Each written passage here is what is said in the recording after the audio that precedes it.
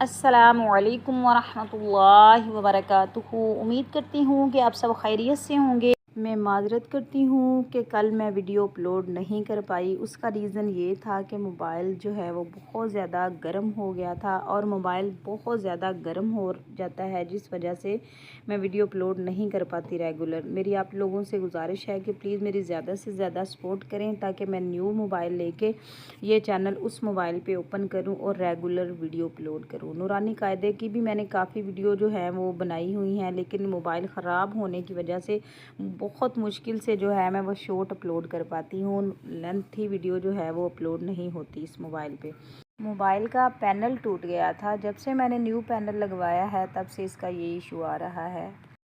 आज हम कुरान पाक के इस वर्ड की करेक्शन करेंगे। ये वर्ड सूरतुस सॉफ़ात की आयत नंबर 68 में है। बिस्मिल्लाहिर्रहमानिर्रहीम। अब यहाँ पर आप समझिएगा, लाम अलिफ ज़बर ला हम नहीं पढ़ेंगे।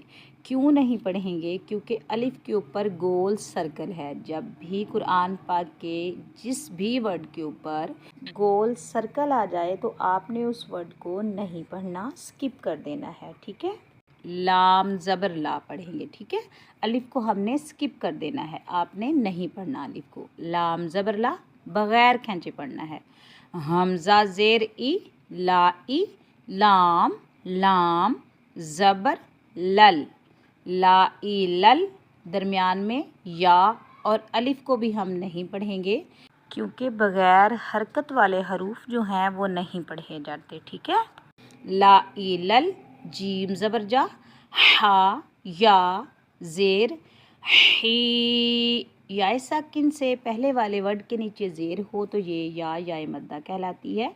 या मद्दा को हम एक अलिफ की मिक़दार खींच कर अदा करेंगे। हा को हम हलक के दरमियान से अदा करेंगे। जही मीम ज़ेर मी जहीमी। यहाँ पर हम वक़फ़ करेंगे तो मीम के नीचे ज़ेर को हम नहीं पढ़ेंगे, मीम को हम साकिन अदा करेंगे। हम कैसे पढ़ेंगे वक़फ़ में? ला इलल जहीम ला इलल जहीम। ला खींचना नहीं है आपने।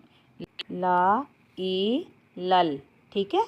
ला ई लल जहीम।